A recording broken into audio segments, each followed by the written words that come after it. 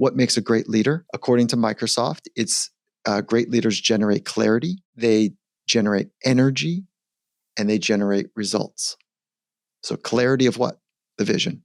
Energy, they bring an energy into an environment. Let's go, let's get after it. There's a just like a symbiotic thing that takes place when somebody's got that passion, and they deliver against it. Yeah.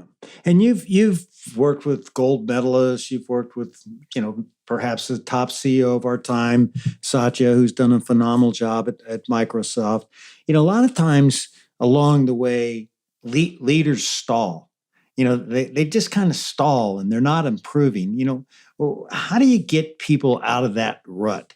What kind of coaching do you give? Like, that's not just for leaders, it's for all of us. But there's how to help. We learned this early on in high-performing environments, is that at the moment of something going sideways, something going that's not according to plan, if you haven't built relationships ahead of time, you're of very little service to the other people. So it's well in advance to that, let's call it stall or plateau or something that's taking place, or maybe it's a fatigue or a burnout or like whatever it is. It's the relationship that is built over time in advance that carries through those challenging experiences. I don't have a silver bullet or magic bullet, of course, but holding that person in with an unconditional positive regard is kind of a first principle that really is important. Really wanting to understand their internal solutions. I do not hold your solutions for you, David. They're already in there. So my role, if we're working together, is to have an unconditional positive regard, understand what it's like to be you, and ask as many questions as you'll tolerate for me to hold up a mirror to what solutions already lie dormant within you. You already know it. You've already solved really hard things in your life. If you're a leader at this level now, you likely, have been through some real fires in your life. So I'm just going to help pull it forward to my best ability. I've heard you say that confidence is simply a math equation. Explain. Confidence is a cornerstone for great performance. And confidence begins with this simple little calculus. And it's this thing that's always right underneath the surface, because confidence is state specific. It's fleeting. It changes. It's temperamental, if you will. And once you understand the mechanics of it, you can have some consistency with it. So confidence is the calculus for confidence is that I am assessing the challenge in front of me and mapping that against my perception of my internal skills. So it's this external challenges in front of me. If I think that thing is way over my skis, and then I start to slide and think like, man, I don't have the skills to meet that challenge, confidence goes down, anxiety goes up. If I look at the challenge and I go, ooh, that's a real challenge now. Okay. And you know what? I'm uniquely qualified. I've got a whole lot of things I'm going to bring to this dance. I don't know if it's going to go the way I hope, but I'm going to give it a great go.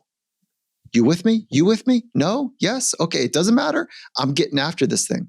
So that's the calculus. To have that calculus and to get the formula to work for you, you got to get your head in the right space. I mean, how do you get into that ideal state that you need to get to perform? Yeah. So you think about an athlete for a minute.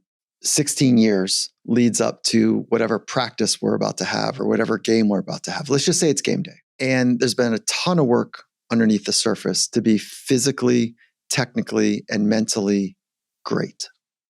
The consummate professional, the true master who's committed to their potential, they use warm-ups as a way to loosen up their body, tune into like this, sharpen their skills just a little bit, and to wake up their ideal competitive mindset, to wake up their ideal performance mindset, to wake up the thinking that helps create a vibe that is best for them.